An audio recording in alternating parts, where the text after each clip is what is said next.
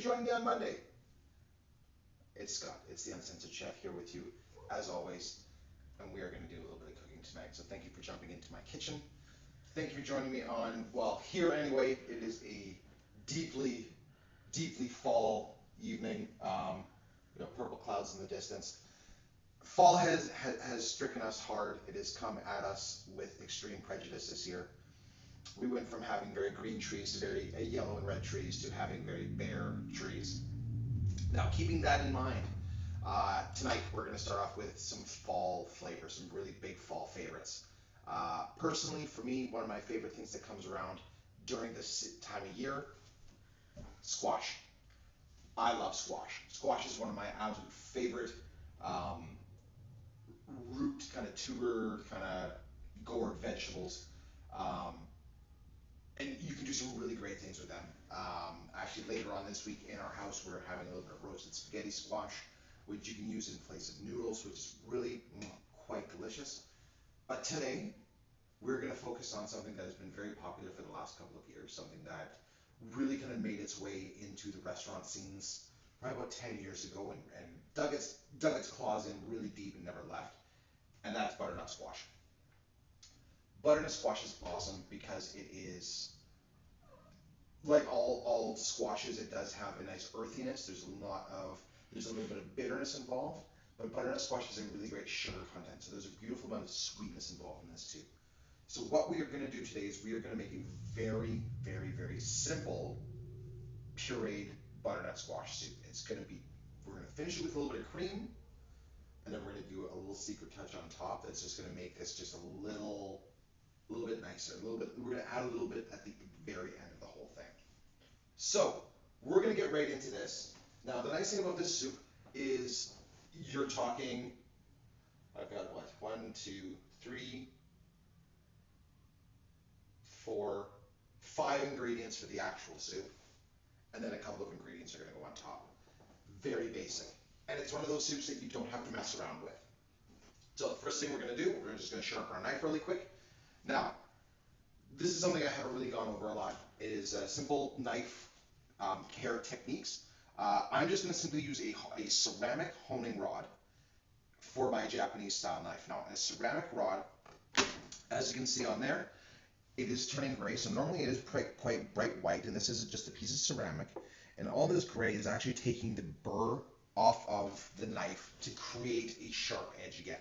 So, professional-wise, I'm going to do this in a way that looks dangerous. Now, for home use, put it on a towel, hold it like this, and at about a 15-degree angle, simply from the back of your knife to the front, you're just going to run it through a couple times. You don't need to do it a bunch. This isn't sharpening your knife. This is just bringing your edge back. Now, for professional knives, for a little bit of a harder steel knife, we go a little bit quicker and a little bit more force on it. So we tend to do it towards ourselves like this, so we have a little bit more control over it.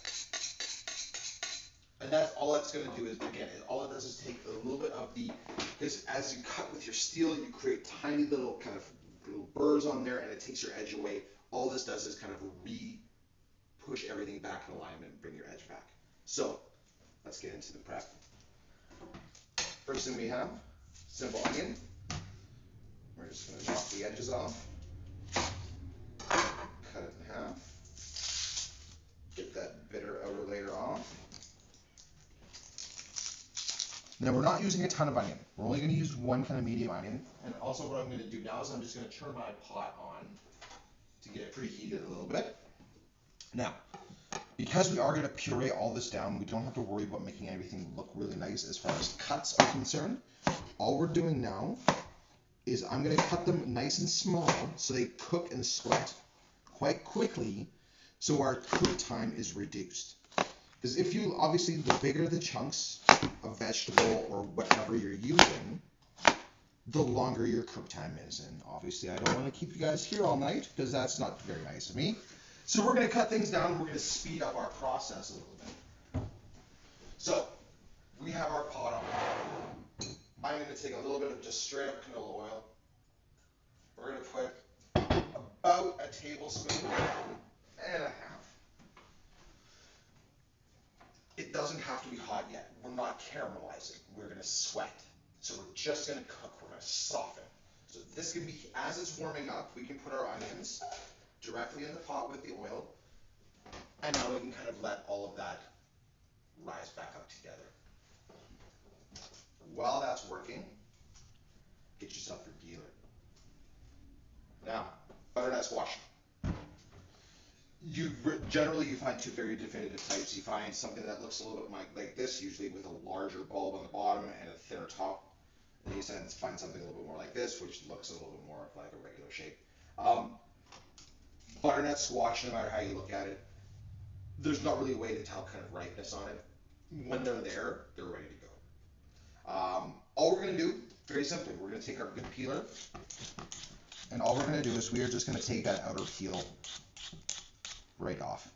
Now that's the nice thing about a butternut squash, is that the peel is thin enough that you can just go through it like this. You don't have to get your knife out. Now, since we're going to knock the top off, we don't have to go all the way to the top. Now, the one thing you are going to notice, as soon as you start peeling your squash, the squash starts to sweat. Now, that's because of your sugar content. Now, it will get slippery. It will kind of get on your fingers. If you don't wash it off afterwards, you'll notice you're going to have this kind of weird film. You can actually kind of pull it off, almost like back when you were a kid and you put glue on your fingers, and then just kind of really, really slowly peel it off. You can kind of do that. It's kind of fun. So, what I'll do is after that first layer we took off, I'll kind of go back down it again, just to take that extra line off, to really expose the flesh underneath there, that really nice orangey, yellowy flesh. So we'll go all the way back around once again, and then again, we're just going to do the same thing on the bottom. And really you can just kind of either go all the way around and then come back, or you can just kind of double up on every spot. Personally, I like to go all the way around, and then I'll come all the way back, and then that way I can kind of make sure myself that I've gotten all the parts. Now again, on the bottom, we're going to take most of that bottom part off, so we're just going to kind of zip around there real quick. Get all my pieces up here, and we're going to do just the exact same thing with the other squash. So we're just going to go all the way around. And we're going to peel. Just run one more time, get all the extra little pith off, and flip it over, and we're just going to do that other side. Now this is going to be a real good test of your peeler. If you don't have a decent peeler, you're not going to be able to do this very easily. Now the nice thing about a good peeler, this peeler, I've mentioned these guys before, Knifeware, people where I get all my knives from. They sell these. This is literally known as like the world's best peeler. It's $7. This is the best $7 you're ever going to spend. Again, they don't sponsor me. They should, but they don't. But I just believe in them. They're a company that I absolutely believe in, and they carry an incredible product. So again, we're just going to finish peeling this guy all the way around as such. Now I'm just going to gather up all of our peels out of the way. Oh, I lost a piece of the ground. And we're just going to get that all into the garbage. Alright, so you might be able to hear it in the background. Our onions have just started sizzling. Our oil has come up to temperature. So again, we're not looking to really darken these. We don't want them super, super dark. We just want them nice and light and soft and sauteed. And then we're going to incorporate everything in, and we're going to kind of stew it down with a little bit of chicken stock. So as that, now we're going to move that around. Again, I turn my heat down and barely, just at medium, because we just want to sweat those. And now we're going to get back to the squash. So the other thing with butternut squash, the nice thing about the bell shape is that it gives you an indication of where you're going to cut your squash. Top part, here to here, where my knife is to the end, this is completely solid. As we cut through, we have a nice solid base. Underneath, in the bottom, again, we're just going to take that bottom piece off. We're going to split this, and we have seeds. Okay? just like any other squash. Now, if you want to, if you're feeling ambitious, if it's something you really like, you can actually roast those little seeds if you want to painstakingly clean them, take all the little scrappy bits off there, clean those guys up. You can roast them just like pumpkin seeds. It does make actually a really great garnish from top of the soup, for instance.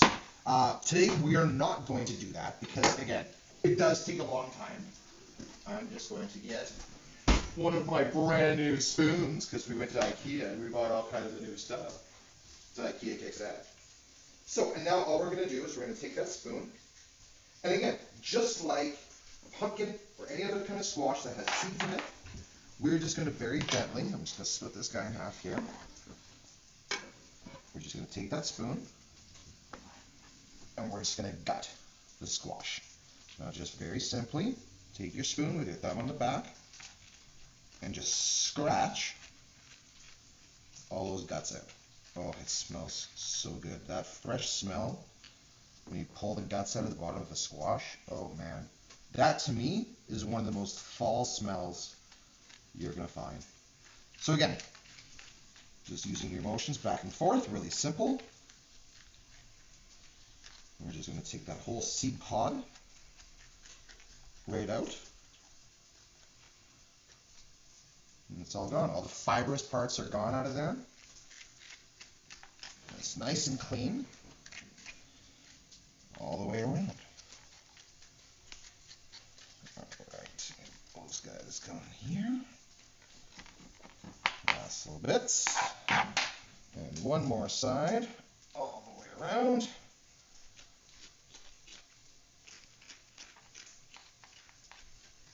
There we go. Alright, so that is all of our seed pods out. Now I'm just going to stir my onions real quick. Again, a little bit of browning on the side, but basically they are super, super nice and clear. And we're getting them nice and soft. I'm just going to ditch my seed pods here so we can start cutting up that beautiful squash, get it in the pot, and start cooking it down. Now again, the nice thing about this is that we don't have to like saute the squash for very long. So what we're going to do is we're just going to take our knife. We are going to break down our squash into useful size pieces, similar to this. And then again, we're just going to cut it, we're going to cut it down into small bits. Because we want to expedite our cooking process a little bit, the pieces that we're doing are nice and small, and they're going to absorb a ton of heat. It's going to extend our surface area quite nicely, and we're going to be able to cook this stuff really quickly. Now again, if you've got lots of time and you really want to infuse a ton, like just an absolute metric ton of flavor into your soup, do bigger pieces and cook it for longer at slower heat. Because then what you're going to do is you're going to allow, especially with squash, because it does have this beautiful spongy texture, it's going to absorb, it's going to pull so many flavors. And the depth of this soup is going to become a lot more dynamic. Now again, we're looking at kind of doing this a little bit more rapidly. We're expediting our process here just a little bit. But it's also showing you that you can make a soup of this caliber within a relatively short time. Because realistically, once we get this going, the second that you check your squash and it's completely cooked through, this soup is ready to go on to the next step. It's not a long cooking soup. Again, however, because of the nature of how you can cook squash, you can actually let this soup simmer and simmer and simmer and simmer and simmer. Because the more you're going to break it down, it's not going to matter. Because we're pureeing it. So if the actual squash itself breaks down in your soup, all natural, you're really just saving yourself a step. Is ultimately what's happening. So the first part of the squash is, because my cutting board is small, we're going to drop that right in there with the onions. As soon as we drop it in, we're just going to want to give it a nice stir around. Because again, we want that fat coating on there. I'm actually going to add a little bit more fat in there. So I want to make sure we get those flavors transferring through everything. And the one thing that what the fat does in your soups, especially with vegetables, is the fat is your carrying agent. The fat that you add, be it oil, duck fat, anything like that, any kind of fat, what that really is there to do, besides transfer heat, it also transfers flavor. So that's your kind of carrying agent. So now all I'm going to do is I'm just going to take the rest of the squash and we are going to cut it down into similar sized pieces and just get it into that soup and get it just initially cooking. Once again, we are just going to kind of get things started, give a little bit of seasoning in the bottom, and then we're going to kind of ramp it up a little bit. So we're just going to process all of this squash real quick here. Get this stuff into the pot. This guy here. And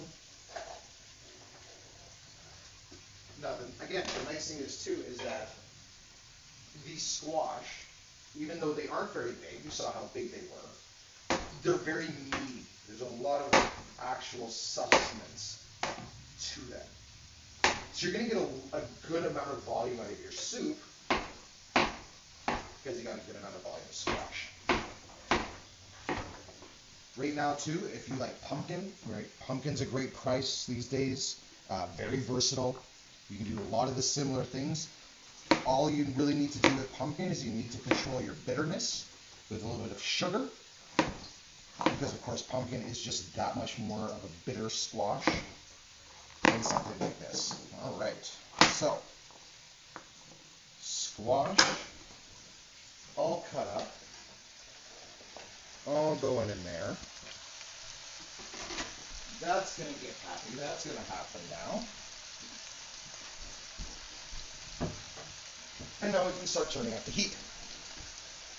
So now I'm going to turn up my heat to all the way up to high.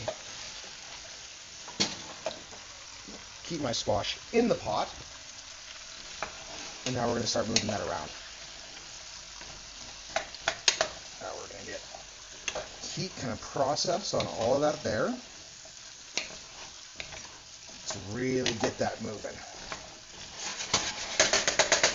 Now right off the bat, what I'm going to do is I'm going to add a little bit of salt.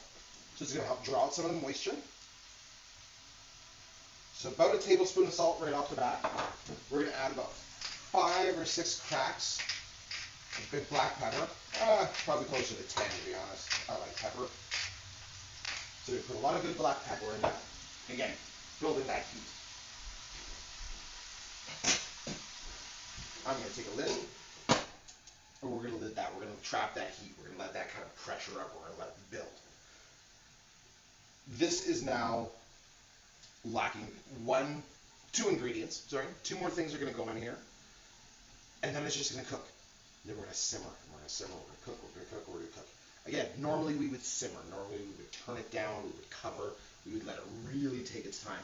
Today, since we're doing it live, we're doing it on stream, and I don't want to keep you lovely folks here for too much time, we're going to expedite, we're going to crank up that volume, we're going to crank up the heat, and we're going to get this done very quickly because we're going to put it to a high boil with the actual lid on. So, our heat has come up nicely, you can hear it. The fat is starting to transfer into our vegetables really nicely. So now we are just going to move all that around. Getting that salt and pepper distributed through all those pretty little squash cubes.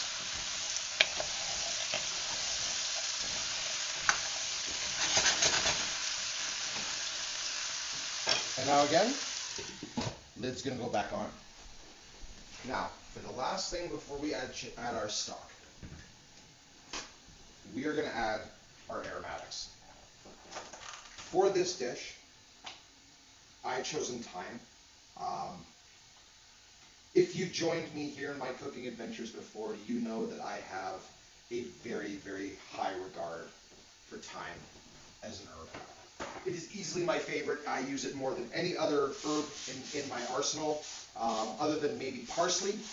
There are very few things that I like more than fresh thyme. So with this, all we're going to do is we're going to pull this beautiful thyme off these nice thick stems just by pinching our fingers together and pulling it all off here. So again, going against the grain, take your finger, thumb and your middle finger, just kind of pinch and pull very gently, and flip it around and just kind of do the same with the top. And those guys come off really nicely. If your thyme is nice and mature like this is, nice big buds, thick stems, this is a very simple process. If your thyme is young and very tiny little stems, I'm sorry, it's going to take you a little bit longer. However, please keep in mind, thyme stems at that tender size, 100% edible. They will not bug your system. You can actually just chop those suckers up and get them right in there.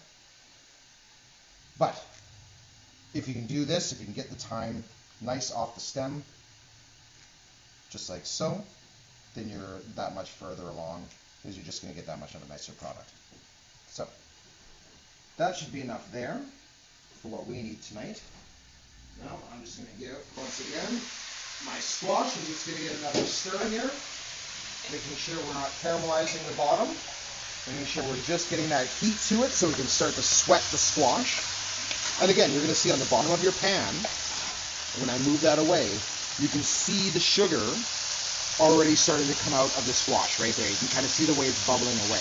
So that right there is an indication that your cooking process is well on its way. So we're going to give that another stir, just to get some more movement around there, get some space, get some different stuff to the top and the bottom. Lid's going to go back on for 1 more minute. I'm just going to move that thyme out of the way. Now, this time here, all I'm going to do is I'm just going to take my knife, and we're just going to do a very simple just chop through, just to break it down. And again, the biggest thing you're doing when you're chopping like fresh herbs and greens and stuff like this is you're breaking the water bonds. That's why all of a sudden, once you start playing around with herbs, once you start moving around with them, getting them with your knife, crushing them with your hands, that's why you start to have that really big bouquet of aroma come out, is because you're breaking those water bonds. So, now that our thyme is nice and chopped up, we're going to take that, like so, right on top of that soup, or the ingredients for the soup. Again, take your trusty spoon. We are just going to move that around. Get all those bits and pieces moved everywhere. Wonderful. Starting to smell really good. Now, we're going to add our chicken stock. Again, I'm using store-bought chicken stock. I don't have a lot of time to make my own chicken stock these days, so I use store-bought. This is full regular chicken stock. This is about half sodium.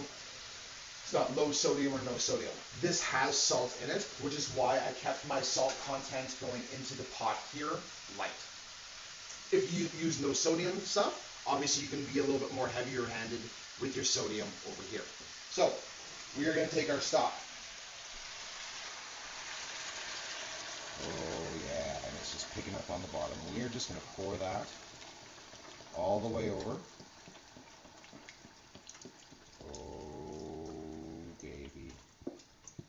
Just like that. Oh, and look at that. We are dead perfect at 1 liter of stock. So, 1 liter of stock, also 4 cups. Looks like we need, we're going to push that to 5 cups of stock, just to make sure we have our proper coverage. So we're just going to add 1 more little cup in here, like so. Now, all we're going to do now is we're going to bring that up to a really nice big boil. And we're going to rage boil this for a while. And then we're going to puree it. So now this guy's going to come up. So, again, you can kind of see in here as I'm stirring it around, your volume of liquid, if you push down on your squash, you submerge it about this far into your liquid. You're only going to go about an over top of your actual vegetable level with your liquid. Now, the main reason for that, we are going to be adding another full cup of liquid into here in the form of cream when we puree it. Because when we puree this, that's when we add that super, super creaminess level. That's going to be the best. So, now that this has to come out, we're going to get into the next little bit here. Now, this is the part where we kind of elevate a little bit. So, I'm going to grab my stand-up mixer here.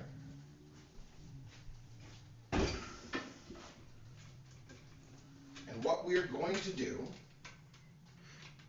is we are going to make a whipped ricotta with a little bit of maple, a little bit of five spice, that once we are done, the soup, once it's all made, this is going to be put just gently on top of the soup. This is going to be one of the final touches.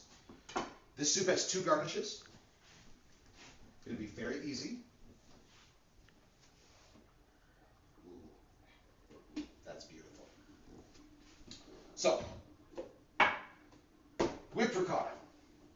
All you need is a little bit of ricotta cheese, some whipping cream, and whatever flavors that you kind of want to impart within the cheese. So what we're going to do here, I got my stand-up mixer. I'm going to grab my paddle.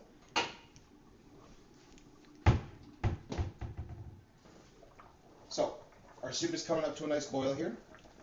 So now we are probably about, my cameraman's got to go have a sneeze. There we go. Camera woman sneezing. There we go. Back in she goes. All right. So that's good right now. We're whipping that. We are having a great time. That's gonna boil. We're not worried about that. Just keep an eye on it. Make sure it doesn't overboil. That's all you're worried about at this point. So, whipping some ricotta. Now, it's a very easy process. Really, all we're gonna do is we're gonna add a little extra cream to our ricotta, and we're gonna whoop it. That's it. We're gonna aerate the balls out of this. It's going to be awesome. So, ricotta cheese. You don't need this for anything later, do you? You good? A little bit? Okay, we'll save a little bit. So, okay, if it's an open ricotta, you're going to get a little bit of moisture. So we're just going to do that. Now, I'm just going to turn that so that steam's not driving me into the armpit. So, we're going to take about a cup of ricotta.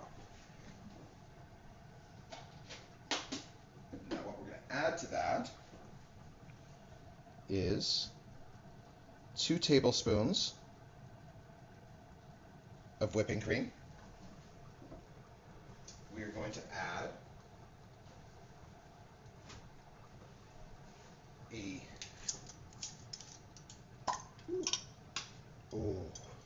5 spice. All right, steamy. That's boiling nicely. A little bit of 5 spice. We're going to add about a little bit more than a teaspoon right on top of it. That's boiling nicely, that's cooking quick, that's good. And then, because we're in Canada, because it's the magic ingredient that makes everything better in this world, real, proper Canadian maple syrup. This is the good shit. So, we're going to add 2 generous teaspoons of maple syrup to this.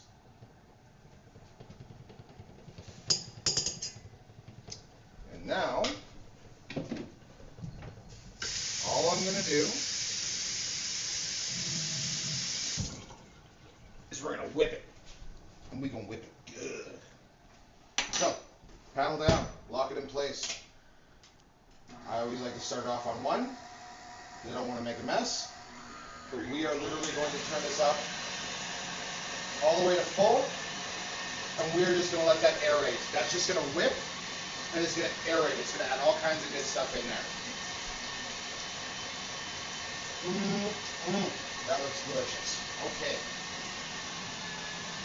Now, what I'm actually going to do, though, because of the volume that I have in here, Now, normally if I had a big volume, I would keep using the paddle mixer, but because I do have a smaller volume, I'm actually going to change over to my whisk, because it's going to allow it to gather from the bottom and aerate it a little bit better. We're just going to use the whisk attachment, again, just because of the volume of what we're using here. So, whisk goes on, back down. We'll give it a quick little scrape around the edges, get everything back in there. All right. Now, lock that up.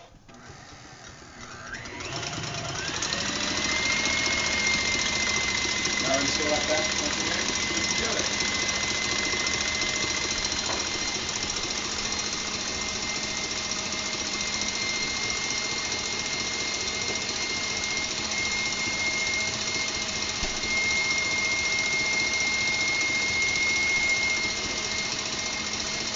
Okay. That's what it's supposed to look like. So, as you can see, it's starting to stiffen and starting to kind of smooth out a little bit. So it's taking that kind of loose graininess that was the ricotta, and it's really kind of firmed it up, and it's added to that creaminess to it. Now, the one thing I'm going to do here is we are just quickly, now, again, raging boiling pot. The amount of steam that's pouring out of there is excessive. When you open something like this away from you, please, for the love of everything that is in your life, open that pot away from you. Do not let that steam come towards you, okay? Put that to the side. Now, I'm just going to take a spoon that I just cleaned off there. We're just going to check the tenderness of our squash. Okay, so we're going to find a nice big chunk of squash in here. We're going to see where we're at. Okay, so we're still a little on the firm side, which is fine. All that means is that we just got to cook this a little bit longer. All right, so we are probably about 5 minutes away from being able to puree that down. So that can go there. This can go here. That can go back on for a little bit. And we can just whip that up. So really at this point in time, obviously now's a great time if you are cooking for people and you're doing this while people are on their way or whatever. Now's a great time to get yourself all set up and ready to go and get everything kind of cleaned down, focused up. What I'm also going to do at this point in time is the second garnish. Now, what we have in here, which is now done. So we're actually going to we'll get this guy out of here real quick and I'll show you what I got. So, remember the ricotta when we first put it in there was fairly, there was a lot of grit and it was very loose. Now what we have is a product that still has that similar texture because part of the beauty of ricotta is that slightly grit on the texture. But what we've done is we've now aerated some whipping cream in here and we've lightened it. So now what we have is almost similar to what like a whipped mascarpone cheese would be, except we have controlled a lot more of the flavor profile. Now, this is coming out. We're going to give it a flavor check. Oh, hold on. Boss needs a flavor check.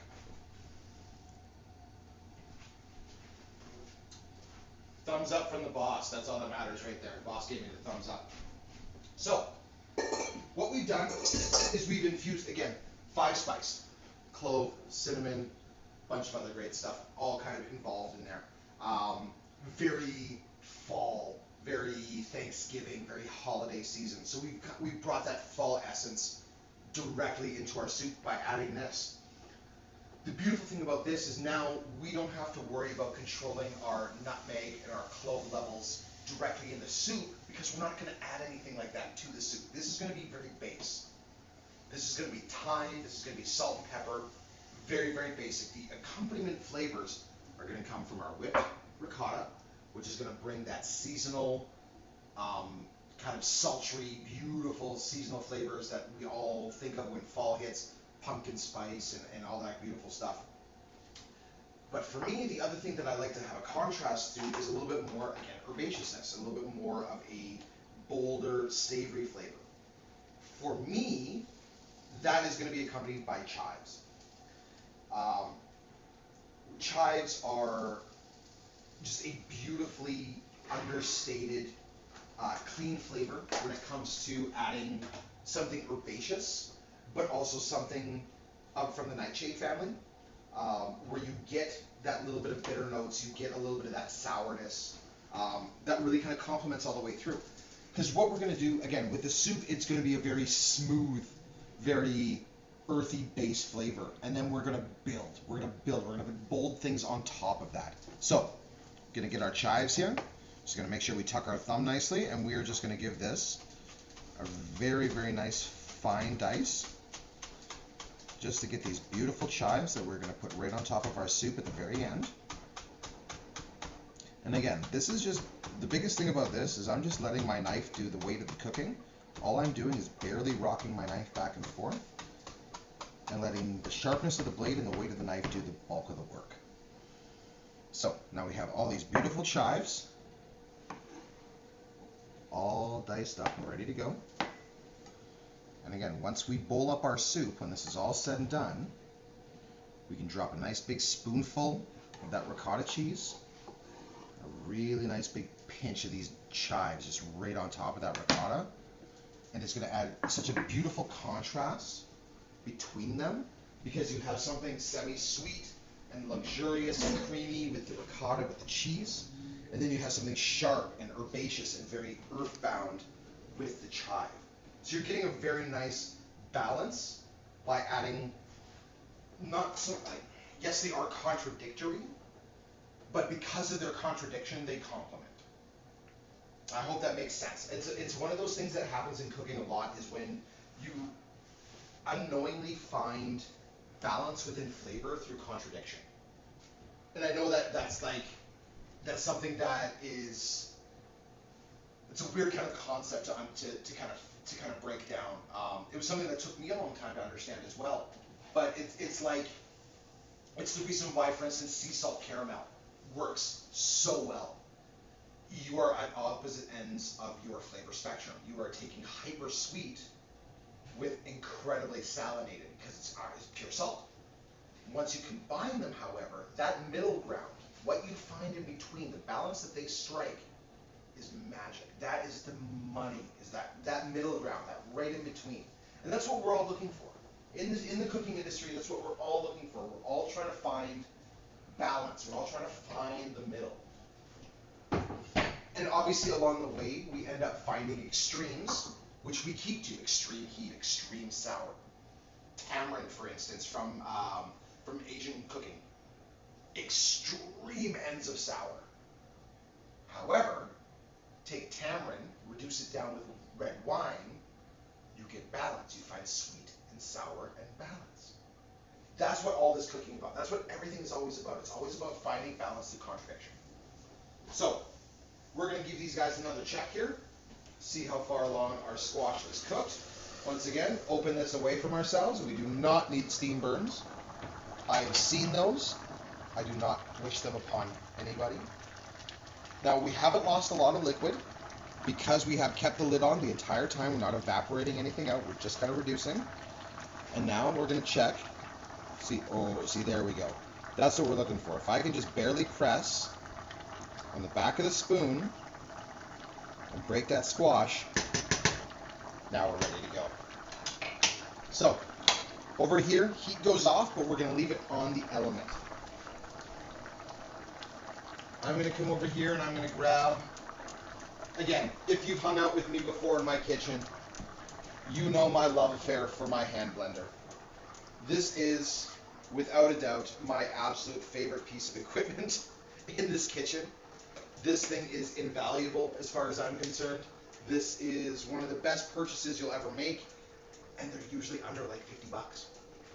Go buy one. It will make you a believer. Honestly, the second you make something like this and you don't have to transfer a pot full of hot liquid into a blender and like spill it or burn yourself or blend it and have the lid pop off, that's a chef horror story. We'll get into those another day. That is not fun by any means. So, blending, creaming. This is what we're going to do now. Now, again, a lot of cream soups, you may think, oh, like they simmer it down in the cream. Not at all.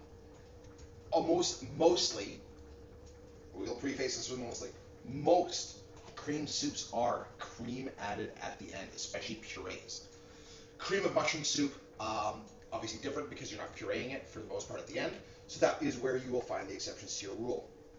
So I'm going to take my hand blender. We're going to stuff this sucker right in here. And we're just going to start blending. We're going to move it around. We're going to blend. Will it blend? Oh, it should. It's squash. So we're just going to move that around. And we're going to get all our beautiful squashy bits underneath there. And as it starts to grab it, and as it starts to puree, you're just going to see that thickness grow. That thickness. Again, if you've been in my kitchen before, you know we all about that thickness up in here. So we're going to keep pureeing. And pureeing. And pureeing some more. As we like to puree. Hooray for puree. Hooray for puree. Alright, so this is now 90% puree. There's still a couple of chunks in here. That's okay, because we're now going to start breaking it down. This is now when I'm going to start adding my cream. I'm going to move this off the heat now, because I don't want it to bubble, just like it is, because I don't want that splashing up into me. So again, slightly tilt, so you can start grabbing other pieces and get that puree going. Again, you're going to run into those nice chunks, and you're going to want to puree them down. So this is super, super smooth. And now, as this is going, this is now when we're going to start adding the cream in here. So as you can see, we get that little bit of movement in there. I'm going to pour my cream right into where that's moving. So it's going to grab that beautiful cream. It's just going to start moving it around. As you can see, this is when your color and your texture really start to make itself known. This is when your traditional, creamy, beautiful fall soup comes to play. Now once again, we're just really making sure that we've got no chunkies in there. I want all my onions pureed smooth, all my chunks of squash pureed all the way down. Now I'm just going to stop that for a second and open up my other cream here. So we're going to put about a cup and a quarter of cream into here between these two containers. We're going to put a little close to that. We'll see how much we ultimately get to. So again, this is really thick right now, so we're just going to keep adding a little bit of that cream. Because we want to get it, we want it thick, but we don't want it to be able to stand on it. That's the ultimate thing. Now we're just going to make sure that cream is pureed all the way in.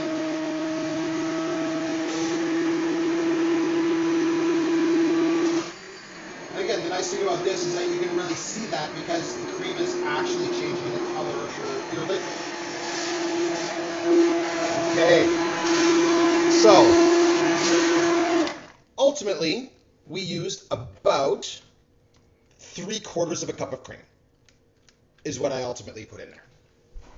Because that now is the thickness that we are looking for. Now, the easiest way to check on your thickness is the spoon that thickness. So we're just going to dip our spoon. We're going to pull it out. Now that coverage right there on the spoon, where it holds and folds. Okay, that's what I like to call that. It holds and folds. You see how it has that little bit of the ripple? You can start to see the exposure of the spoon right in the center of the spoon. That's a fold. So that right there for me is your ideal thickness for this soup. Now, let's plate up a bowl of this deliciousness. I'm just gonna check my seasoning levels. I'm gonna add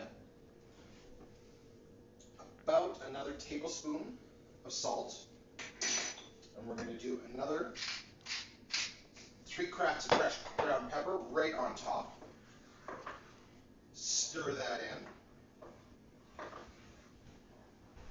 just to provide that beautiful aromatic hit on the top, as well as a little bit more depth of flavor because it hasn't cooked itself into there.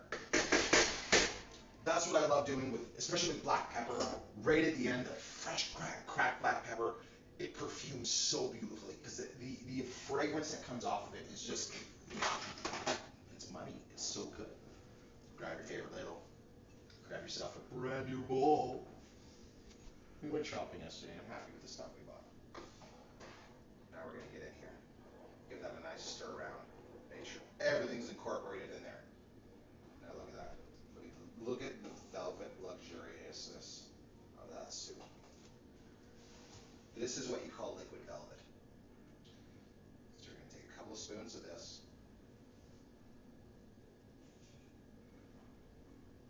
We're gonna come over here. We're gonna take some of that beautiful ricotta. All right, we're just gonna take a nice big spoonful of that right on top.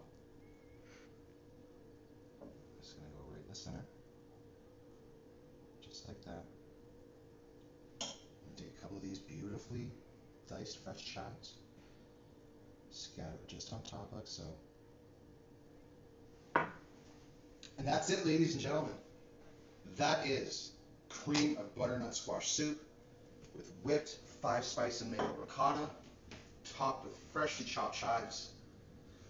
My friends, thank you so much. As always, doing this is an absolute pleasure. I'm so glad I was able to have time this week to jump into my kitchen. I'm so happy to see so many of you guys come in and join me. Guys, thank you. Thank you so much. I really do appreciate it. This is no fun without you guys. So you guys make this awesome. So this is all for you guys. I really love it. Yeah, again, always from the heart. Thank you guys. This will be up on YouTube in a couple of days once I pull it off Twitch. If you want to go over it once again, you're more than welcome there. If you don't follow me on Twitter, please do so. Uncensored Chef with an extra F at the end. All of my social media stuff usually starts there.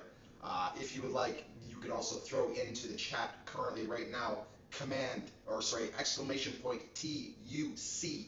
That will get you a direct link to my Discord channel. It's like having Chef in a pocket. We throw up pictures of food, we talk about video games, you can ask questions about recipes, I will happily send you information or help you out with anything you need.